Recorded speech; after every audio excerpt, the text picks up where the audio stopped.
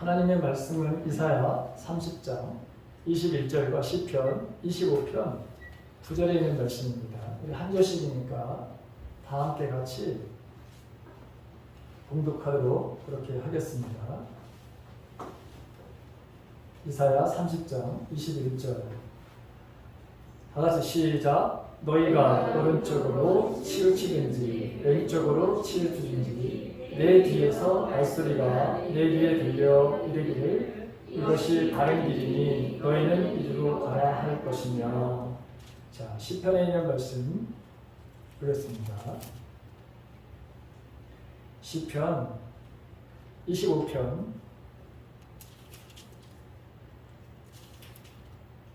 9절에 있는 말씀입니다. 다 같이 시작. 온유한 자를 정의로 지도하시며 온유한 자에게 그의 도를 가르치시리로다. 아멘. 자, 이처럼 하나님은 우리들에게 끊임없이 말씀하고 계시죠.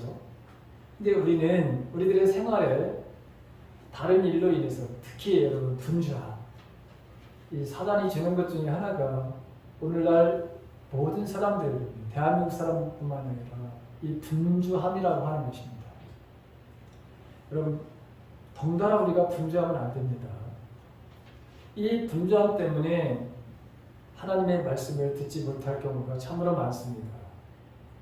자, 이 세상이 얼마나 어지럽고 뒤틀린 바로 세상입니까? 하나님의 공의가, 하나님의 평강이, 하나님의 이 질서가 여러분 무너진 바로 세상이죠. 그래서 성경은 뒤틀린 구부러진 세상이다 이렇게 표현하고 있습니다. 그런데 우리가 이 구부러지고 뒤틀린 세상에서 하나님의 기뻐하시고 하나님이 기뻐하시고 또 하나님이 여러분 하나님의 온전하신 뜻 이것을 그다음에 하나님의 선하신 뜻 이 선하심을 우리가 분별하면서 인생을 살아야 되는데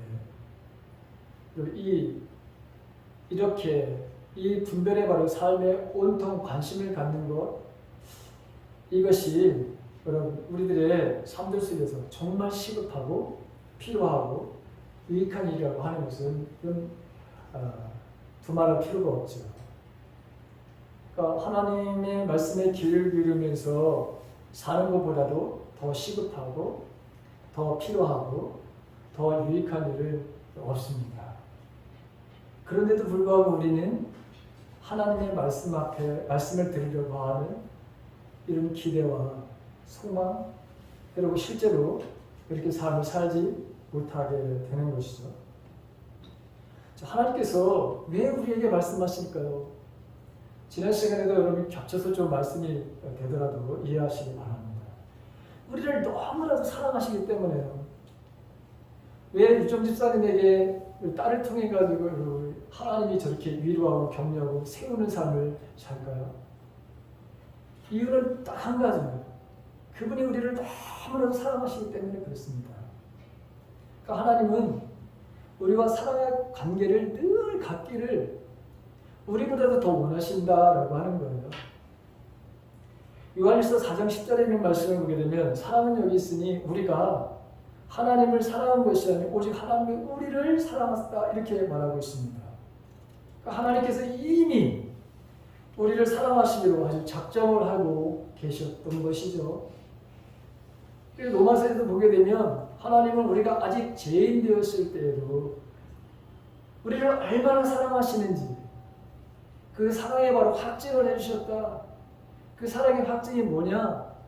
그게 바로 십자가에 죽으신 그 십자가를 통해서 그래서 우리를 얼마나 그분이 사랑하시는지 그걸 증명해 주셨다라고 말씀하고 있죠. 그러니까 우리를 포기하지 않고 도리어 우리를 끊어지지 않는 그런 사랑의 줄로 주님과 우리를 꽁꽁 묶어버린 거야. 정말 어떤 끈으로 끊어지지 않는 바로 사랑의 여러분 줄.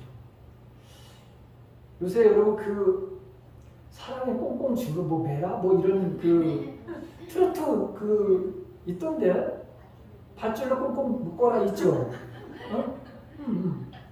정말 그렇게 하신 거야 하나님께서. 우리를 향한 하나님 이런 사랑으로 그분이 바로 이 땅에 가장 낮은 모습으로 오셨고, 그리고 우리를 섬기려고 그렇게 오셨다고 하고, 그리고 그 섬김의 근치가 뭐냐? 십자가에서 그 죽음이십니다. 여러분, 이보다도 더한 사랑이 있을까요? 우리의 삶 가운데 일어나는 모든 일들, 그래서 우리는 여러분 십자가 곧 우리에 대한 그분의 바로 사랑을 보여주신, 좀 지어주세요. 사랑에 보여주신 그 늘 십자가를 비춰서 우리는 생각하면서 살아가야 돼요. 하나님을 경험하고 그분의 뜻을 알기 위해서는 먼저 우리를 향한 그분의 바로 사랑을 온전히 우리가 믿고 신뢰할 수 있어야 하기 때문에 그렇습니다. 그러니까 하나님께서 우리에게 진정으로 원하시는 것이 뭐냐? 너희가 나를 사랑하는데 마음을 다해, 뜻을 다해, 심지어 목숨까지 다해서 나를 사랑해야 된다, 이렇게 말씀하고 있습니다. 그리고 두 번째는 그런 마음으로 이웃을 사랑해야 된다. 여러분, 구약과 신약에 있는 이 말씀을 그렇게 요약한다면 하나님 사랑이요 이웃 사랑이죠. 하나님께서 우리에게 진정으로 원하시는 것, 그게 바로 사랑이라고 하는 것이죠.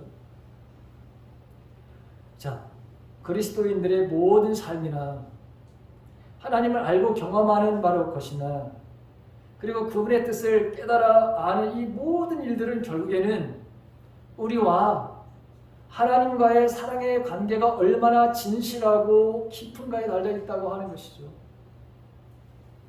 만일 이 관계가 잘못되어 있다면 그 어떤 것도 올바르게 여러분 세워줄 수 없고 우리의 삶을 바로 엉망진창이 되는 거예요. 그래서 가장 위대한 관계, 가장 놀라운 성취, 우리가 누릴 수 있는 최상의 바로 삶이라고 하는 것은 하나님과의 바로 이 사랑의 관계가 얼마나 진실하고 얼마나 여러분 깊은가, 이거에 달려 있어요. 요한일서 4장 8절에 보게 되면 사랑하지 아니하는 자는 하나님을 알지 못하나니 이는 하나님은 사랑이시니라, 이렇게 말씀하고 있습니다. 하나님은 이 본성이 여러분 사랑이시죠. 그냥 사랑이 많으신 분이 아니에요. 그냥 사랑 그 자체예요. 그렇기 때문에 하나님께서 그의 자녀들에게 자신의 모습을 드러내는 가장 분명한 방법 역시 여러분 사랑이에요. 우리가 때로는 잘못 판단해서 잘못 선택을 해서 우리들의 삶도 속에서 오는 아픔과 고통이 있죠. 그것마저도 하나님은 선으로 바꿔놓으시는 분이십니다. 협력하여 선을 이루시는 분이 하나님이시기 때문에 대부분이 바로 여러분 그런 나의 잘못된 선택과 결정으로 인해서 오는 그런 고통이죠. 그거를 우리는 함부로 하나님이 주셨다 이렇게 여러분 표현하면 안 됩니다. 탐욕 때문에 바로 오는 것이 여러분 90%가 넘는 거예요. 근데 정말 하나님께서 우리를 연단하시는 방법도 있습니다. 우리에게 말씀을 하셨는데 그렇게 안 살 때, 그렇게 행동 안 할 때, 이번엔 너무너무 우리를 사랑하셔서 여러분 채찍을 드실 때가 있어요. 히브리서에 보게 되면 사생활은 여러분 아무도 손을 안 대, 채찍을 안 대. 그런데 사랑하는 자녀는 반드시 하나님이 채찍을 드신다고 그랬거든요. 그런데 그 채찍마저도 사실은 우리가 하나님의 성품을 닮아가기 위한, 주님의 바로 성품을 닮아가기 위한 다른 사랑의 또 다른 방식이에요. 그래서 우리는 하나님이 주시는 이 고난을 정말 우리가 감사해야 되는 이유가 거기에 있죠. 자, 우리의 삶 가운데 행하시는 모든 역사를 통해서 우리로 하여금 그분의 사랑을 알게 하실 뿐만 아니라 그 사랑이 어떤 것인지를 여러분 경험하게 하시는 거예요. 하나님의 사랑이 얼마나 여러분 높은지, 그 사랑이 얼마나 깊은지, 그 사랑이 얼마나 넓은지, 그 길이가 긴지, 하나님의 바로 살아계심을 바로 체험하고 싶다면 우리는 당연히 하나님을 바로 사랑해야 되는 것이죠. 하나님께 우리에게 원하시는 것이 있다면 그건 다름 아닌 주님을 바로 사랑하는 겁니다. 자, 여러분, 그럼 그 사랑하는 방법이 여러분 뭘까요? 주님을 사랑하는 것이 우리가 지정된 장소에 지정된 시간에 예배를 바로 하나님께 드리러 나오는 것, 여러분 이것이 하나님 사랑하는, 여러분 하나님 사랑하시기 때문에 여기 와 앉아 계신 거예요. 그리고 날마다 우리는 하나님의 말씀을 묵상하고 싶어. 그분과 바로 여러분, 주님은 우리를 사랑하시고 우리에게 말씀하시고 뭔가 우리와 관계를 맺기 위해서는 우리에게 여러분 이 관계를 잘 맺을 수 있도록 길을 안내해 주신 것이 바로 여기 성경이에요. 그래서 우리가 하나님의 말씀을 묵상하자, 하나님의 말씀을 바로 듣는, 음성을 듣는 가장 기본적인 것이 바로 이 기록된 하나님의 말씀입니다. 그래서 강조하면서 우리가 좀 읽자, 묵상하자, 365일 날마다 제가 여러분들에게 강조하는 거예요. 여러분 기도 생활 해야 됩니다. 그리고 하나님의 말씀대로 여러분 살아가는 거예요. 어떤 말씀이든지 우리가 설령 세상을 살면서 창피를 당하고 모욕을 당하는 일이 있고 심지어 회사에서 잘리는 일이 있다 하더라도 여러분들이 경제적인 엄청난 손해를 보는 일이 있다 하더라도 여러분 하나님의 말씀 앞에 순종하는 삶을 살아야 됩니다. 여러분 하나님을 사랑하는 것은 다양합니다. 자, 우리가 하나님을 이렇게 기쁘시게 하는 것, 하나님이 우리로 인해서 여러분 좀 기뻐서 하나님이 어쩔 줄 모르게 하는 그런 삶들을 여러분 살아내야 되는 거예요. 저와 여러분들이 빛과 소금의 역할을 감당하는 삶도 역시 마찬가지로 하나님을 여러분 사랑하는 것이죠. 나의 삶을 통해서 믿음을 갖지 않는 세상 사람들, 그 사람들이 하나님께 영광을 돌리게 하는 것, 하나님 사랑하는 방법입니다. 사랑하는 바로 삶이죠. 자, 우리는 이렇게 하나님을 바로 사랑할 수 있도록 우리에게 모든 것을 바로 하나님께서 주셨다고 하는 것이죠. 우리를 감독시키는 하나님의 성경에는 얼마든지 찾아볼 수 있습니다. 여러분 이 돌탕에 대한 이야기, 돌아온 탕자 이야기 아시죠? 아버지가 살아있는데도 이 탕자는, 이 아들은 자기 몫을 달라는 거예요. 유산을. 야, 이런 세상에 이런 아들이 어디 있어요? 이런 불효 막 심한 놈이 어디 있어요? 아버지가 돌아가시다는데 달라는 거야. 내 유산을 바로 분배를 달라는 거야. 자, 이 재산을 분명히 나눠주면 이 재산을 가지고 분명히 자녀가, 내 이 아들이 이걸 다 소비하고 다 없앨 것을 아시면서도 아버지는 바로 여러분 줍니다. 정말 그가 가가지고 정말 다 방탕한 생활을 하면서 다 하나님, 아니 이 아버지가 주신 재산을 다 탕진하죠. 이제는 더 이상 먹을 것 자기가 가진 돈으로 해결할 수가 없어요. 돼지들이 먹는 여러분 그 사료, 쥐염 열매도 주인의 허락이 없이는 먹을 수 없는 처지까지 간 것을 여러분 보게 되죠. 그때서야 자기가 하나님 앞에, 아버지 앞에 죄를 졌다는 것을 알게 됩니다. 그리고 나는 돌아가야 되겠다 이런 생각을 하게 되죠. 그런데 그 돌아가는 그 목적이 아버지 집에 가서 내가 종으로 살겠다 이런 마음을 가지고 돌아갑니다. 그런데 아버지는 멀리서 그 아들이 여러분 돌아오는 것을 볼 때 여러분 뛰어가서 그 아들을 여러분 맞아주죠. 그리고 동네 사람들에게 알립니다. 내 죽었던 아들이 돌아왔다고. 잔치를 벌입니다. 그에게 반지를 끼워주고 옷을 입히고 신발을 신기고, 이 모든 것들은 뭐죠? 내 자녀라고 하는 신분을 종이 아니야, 너는 종이 아니야, 나의 아들이지, 나의 딸이지 라고 하는 것을 그 아버지가 그렇게 잘못된 생각을 가지고 온 그 아들에게 이 잔치를 통해서 반지와 옷과 신발을 시키면서 그 생각을 완전히 바꿔놓으십니다. 하나님도 마찬가지라고 하는 거예요. 우리가 하나님 앞에서 하나님의 사랑을, 하나님 우리를 얼마나 사랑하시는지, 그런데 그 사랑을 저버리고 내 마음대로 살아보겠다고, 여러분 우리가 얼마나 하나님의 말씀 앞에 순종하지 않는 삶을 여러분 살아갑니까? 그런데도 하나님은 여전히 참고 기다리시오. 여전히 인내하시면서 그 사랑을 한 번도 포기하지 않으시오. 너는 내 자녀야. 너는 상속자야. 여러분 이렇게 여러분 말씀하십니다. 그게 바로 여러분 탕자의 비유의 말씀입니다. 하나님의 바로 이러한 완전하고 신실하신 하나님의 사랑, 우리가 얼마나 여러분 그 하나님의 저버리고 하나님을 실망시키는 일들이 얼마나 많은지 모릅니다. 저 역시. 그런데 여전히 내가 하나님을 바로 실망시키는 일이 있어요. 그런데 하나님은 여전히 변함없이 나를 사랑하셔. 그래서 그 하나님의 사랑을 다 헤아릴 수 없습니다. 여러분, 하나님의 사랑을 어떻게 우리가 다 헤아릴 수 있겠습니까? 지금까지 여러분 베푸신 하나님, 앞으로 베푸실 것은 여러분 더 많은데. 자, 그런데 우리가 이렇게 주님의 사랑을 저버리면서 인생을 살고자 할 때 얼마나 우리들의 삶도 속에서는 어려움을 많이 겪는지 모릅니다.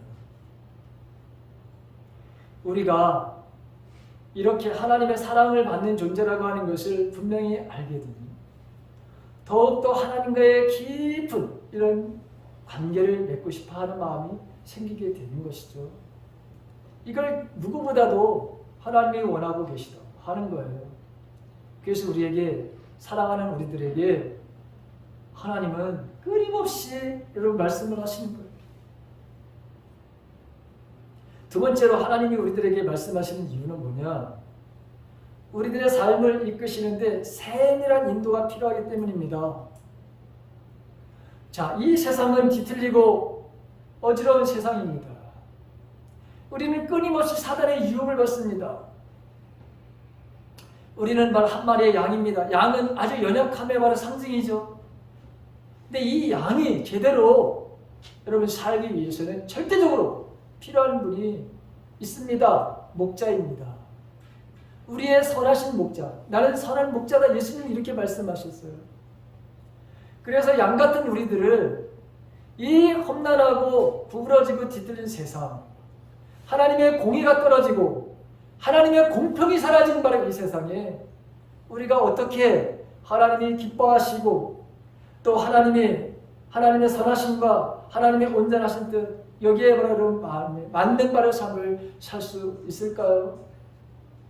그 모든 세밀한 그 인도하심이 바로 여러분 있어야 우리는 이 세상에서 여러분 우리가 온전하게 하나님의 자녀로 살 수 있게 되는 거예요. 그래서 말씀하시는 거예요.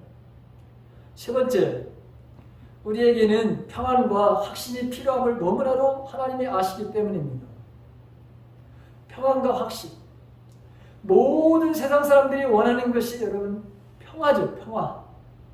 그런데 이 평화의 삶을 여러분 누리고 있나요? 분명히 우리는 전쟁이 없이 지금 추전 중입니다. 그런데 우리의 마음속에 대한민국에 여러분 평화가 정말 넘칩니까?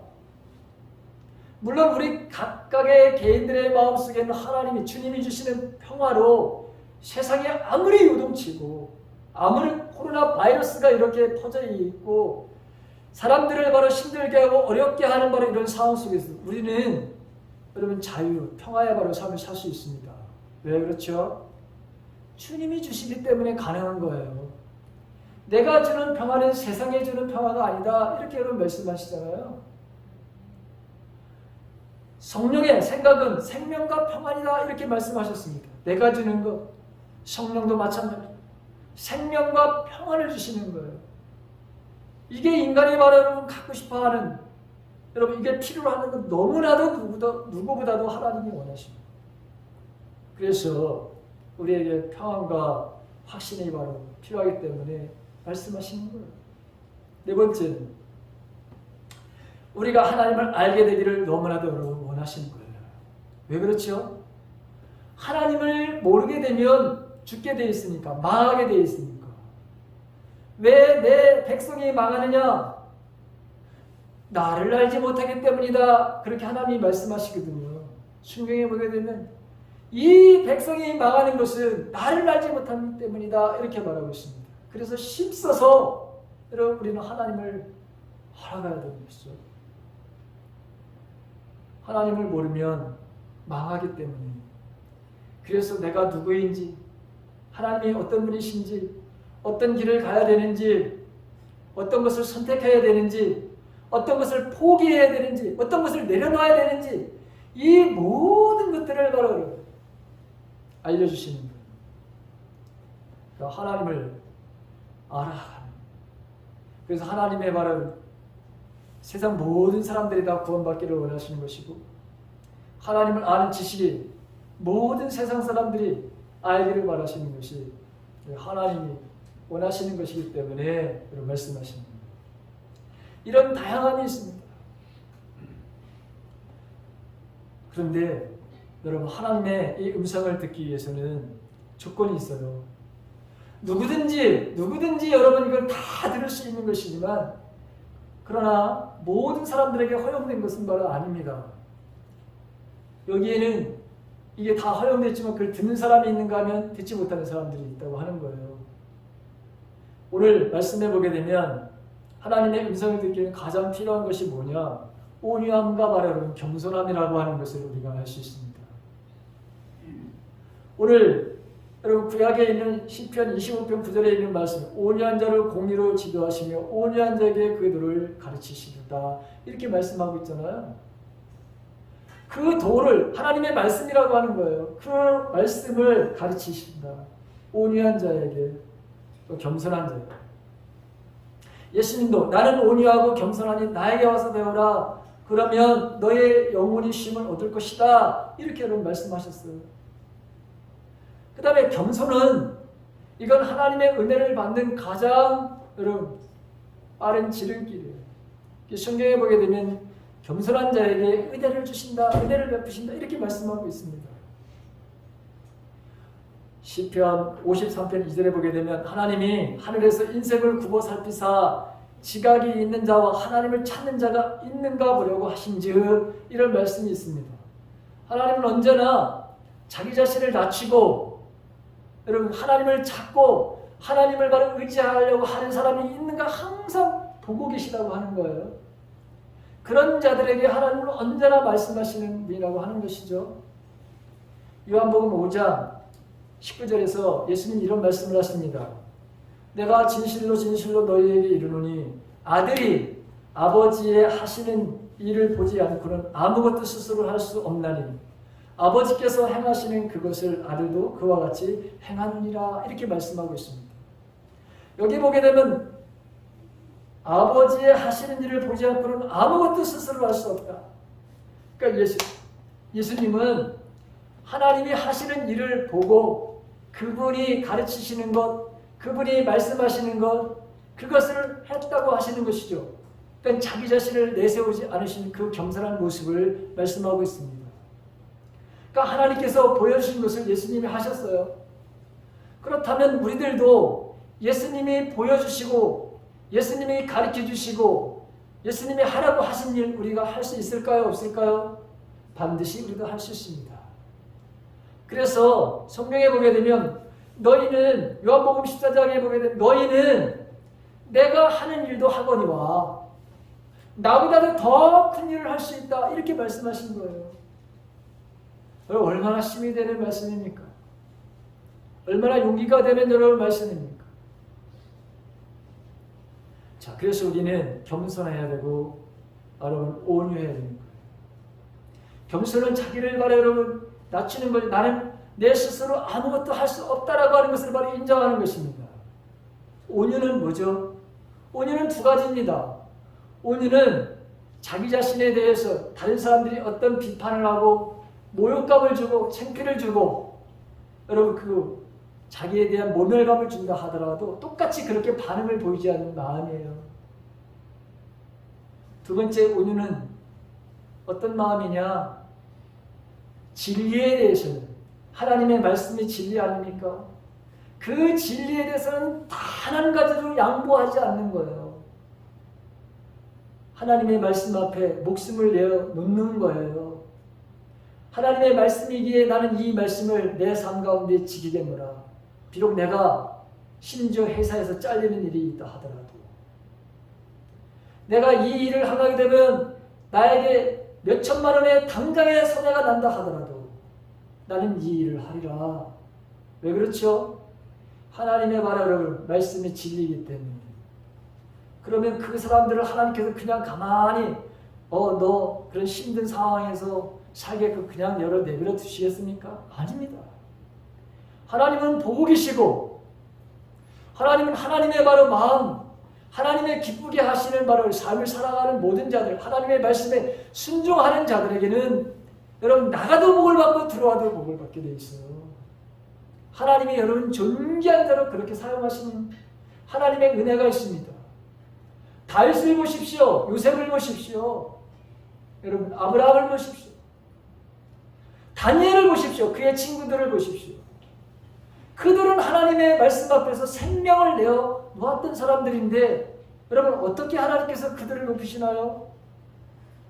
세상에서 가장 존귀한 자로, 가장 영향력을 미치는 사람들로 비록 그들에게 당장은 어려움이 왔습니다.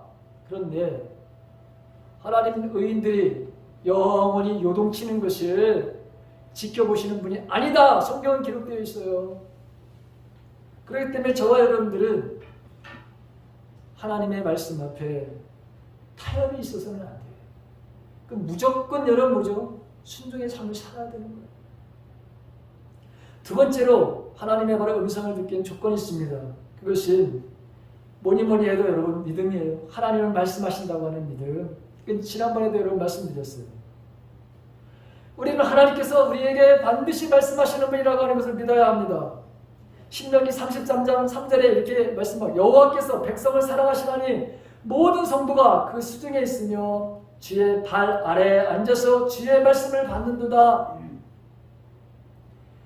이 하나님은 영원히 우리의 하나님이시니 우리를 죽을 때까지 인도하시리로다. 시편 48편 14절에 있는 말씀. 오늘 여러분 본문에 있는 말씀 이사야 30장 21절, 너희가 우편으로 아니면 좌편으로 치시든지 내 뒤에서 말소리가 내 귀에 들려 이르기를 이것이 바른 길이니 이리로 행하라. 그렇게 반드시 하나님이 말씀하신다는 거잖아요.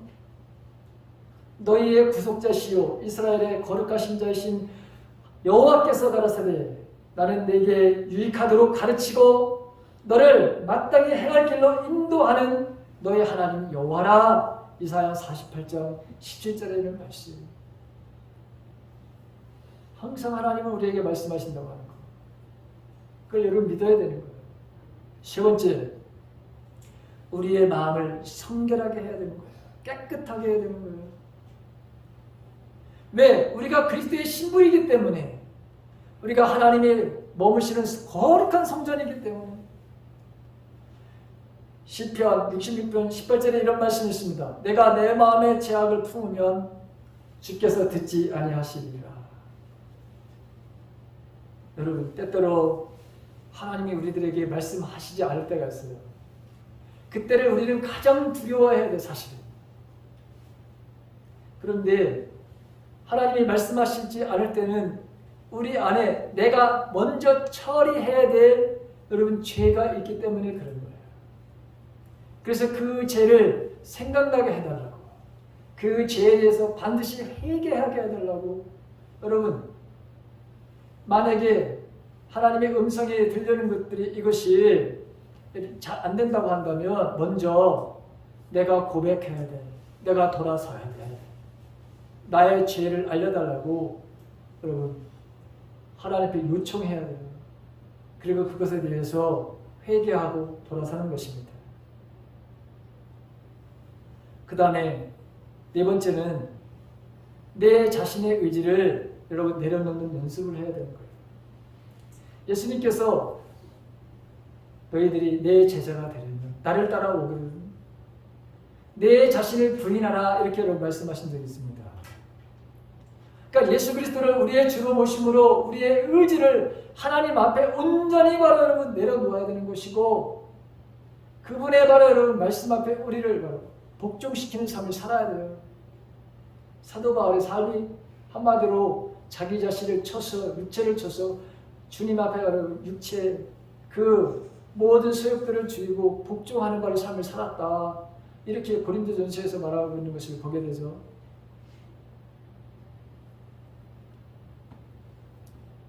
하나님의 음성을 여러분 듣기 위해서 또 조건이 뭐냐? 가장 어려운 것 중에 하나가 하나님 앞에서 여러분 기다리는 거예요. 우리는 빨리빨리 문화 속에서 자라왔습니다. 그리고 모든 것을 빨리 해야 된다고 하는 그런 강압적인 문화 속에서 여러분 살아왔습니다. 한국에서의 느릿느릿은 게으름의 바로 상징이기도 하고 그걸 못 견디하는 사람들이 있습니다. 여러분 혹시 여러분들 자녀 중에 약간 나보다 모든 면에서 여러분 늦는다고 절대로 그 아이들을 나무라거나 정죄하거나 그들을 바로 비판하지 마시기 바랍니다. 걔는 걔의 인생이 있는 거예요, 여러분. 오히려 그런 성격을 가진 사람들이 하나님의 말씀을 잘 들을 수 있어요. 나보다도 훨씬 더. 그럼 우리 다르잖아요, 여러분. 하나님 우리에게 다르게 창조하셨잖아요. 여러분, 기다릴 줄 알아요. 하나님 앞에. 근데 여기서 여러분 우리의 문제에 대한 대답을 바로 듣기 위한 그런 기다림이 아니라 하나님이 먼저 나에게 우리에게 하고 싶은 말씀이 있는지 그 무슨 말씀이든지 내가 듣겠습니다. 그게 긍정적인 것이든 부정적인 것이든 주님 말씀하십시오. 나는 듣겠습니다. 이런 바로 자세가 있어야 됩니다. 시간이 여러분 필요해요. 이 시간, 그래서 여러분 이것을 저는 이 절대적인 하나님과의 여러분 시간이 우리들에게 필요하다. 이런 말씀을 드리는 것이죠. 자, 6번째, 우리 마음 가운데 분명히 말씀하시는데 그런데 그 근원, 그 원천에 대한 여러분 분별이 있어야 된다고 하는 거예요.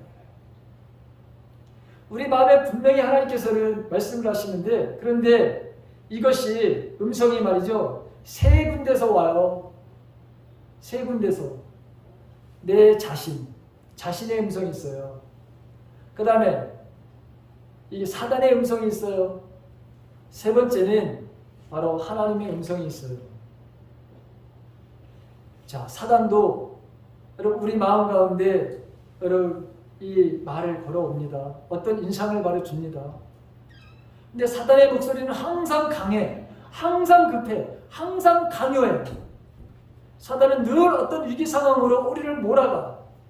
그래서 우리들을 알고 어떤 급하게 바로 하는 행동을 하도록 급하게 선택하도록 그게 바로 첫 번째예요.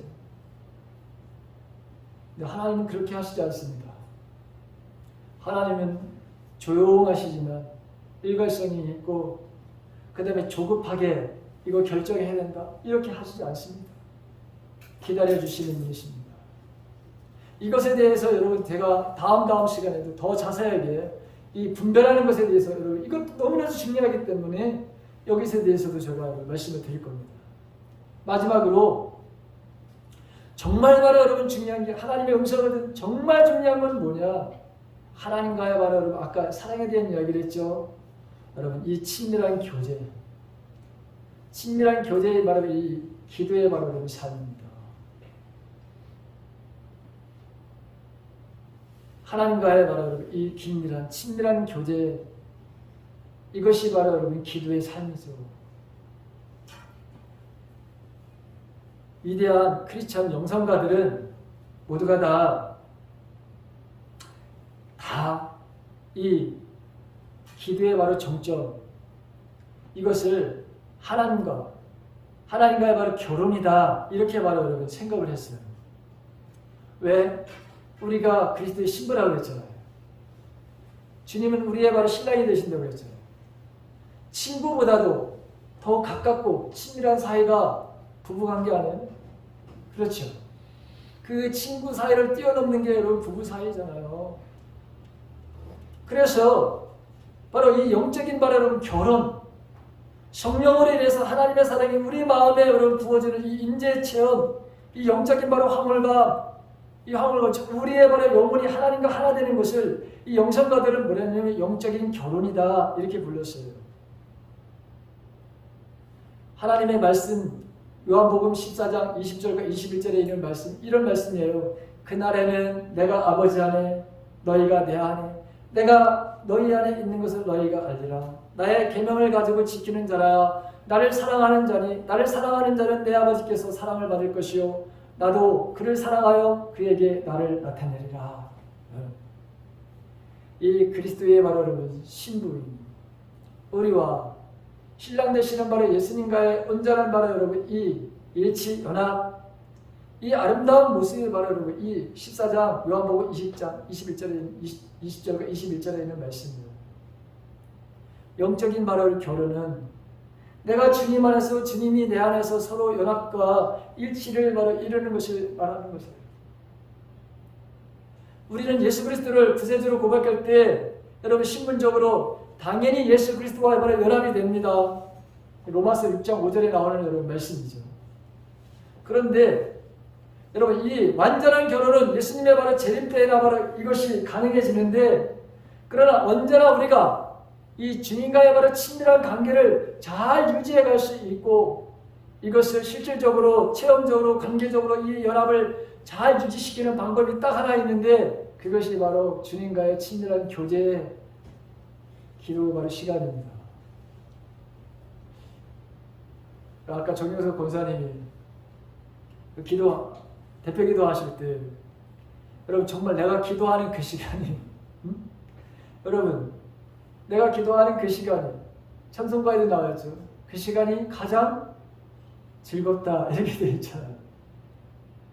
그런데 내가 아버지 안에 너희가 내 안에 내가 너희 안에 바로 여러분 있게 되면은 이것을 바로 체험하게 되면 그 시간이 바로 즐거운 시간이 되지만 어떤 사람은 기도가 너무 힘들다 너무 어렵다 이렇게 바로 생각하는 사람들도 의외로 여러분 많습니다. 그런데 여러분 저와 여러분들은 정말 기도 시간이야말로 내 삶에서 가장 즐거운 시간이 되어야 됩니다.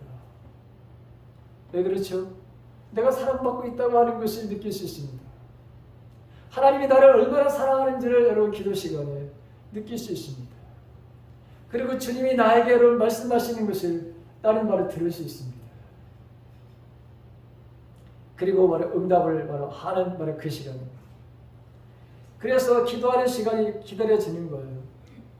여러분 새벽 시간이 기다려지는 사람이 있는가 하면 올빼미 인간의 영은 밤에 여러분 기다려지는 시간이 분명히 있을 겁니다.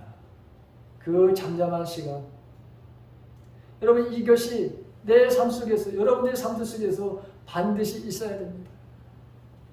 그 기도하는 어떤 시간 내가 정해진 바라는 그 시간 그 장소가 날마다 우리들의 삶들 속에서 그리워져야 되는 거예요.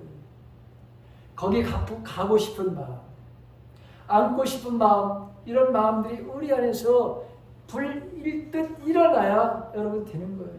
이게 바로 여러분 하나님과 온전한 친밀한 주님과의 바로 영적인 바로 결합인 바로 영적인 결혼의 바로 관계가 되는 것이죠. 주님은 늘 이런 관계를 가지셨어. 그분의 바로 사역 가운데. 그래서 그 시간, 그 이른 시간에 주님은 기도하셨고 그 밤늦은 시간에도 이 아름다운 주님 하나님과의 이 아름다운 관계, 이 소중한 관계 이것을 바로 놓치고 싶지 않으셨기 때문에 그분은 그 피곤함 속에서도 육체에 분명히 여러분 피곤함을 느끼셨을 거예요. 그런데 그 시간을 통해서 공급을 받으시는 거예요. 여러분 기도는 말이죠 능력을 받게 되어 있습니다. 기도 시간을 갖게 되면 말이죠 여러분 없는 힘도 생기게 되어 있어요. 지친 영혼이 살아납니다. 내가 너를 사랑한다. 여러분 기도하는데 그 음성을 들어보십시오. 내가 오늘 너와 함께 할 거야. 내가 오늘 너를 통해서 이 일을 할 거야. 여러분 그 음성을 들어보십시오. 너 지금 걱정하고 있는데 내가 그 일을 반드시 행하리라. 여러분 그러면 우리의 영혼이 지친 바라 여러분 이 영혼이 지친 육체가 지친 바라 우리의 혼이 소생케 되는 놀라운 경험을 하는 거예요. 그런 바라 여러분 삶을 살고 싶다면 저와 여러분들은 이 친밀함 하나님과의 이 친밀한 교제를 여러분 반드시 가져야 돼요. 반드시. 자, 오늘 제가 몇 가지 조건들을 여러분 말씀드렸습니다. 자, 하나님은 우리들에게 끊임없이 말씀하신 분이었죠. 우리가 이 땅에서 풍성한 하나님의 은혜를 누리려고 우리에게 주시려고. 자, 이 조건들을 우리가 실천하게 되면 풍성한 하나님의 은혜를 누리면서 살게 되었습니다. 그리고 우리는 쉬는 삶을 살게 되었습니다.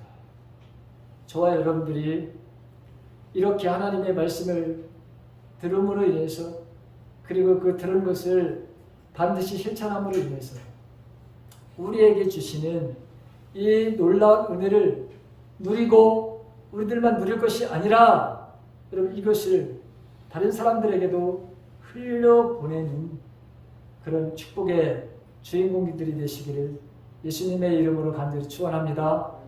아멘.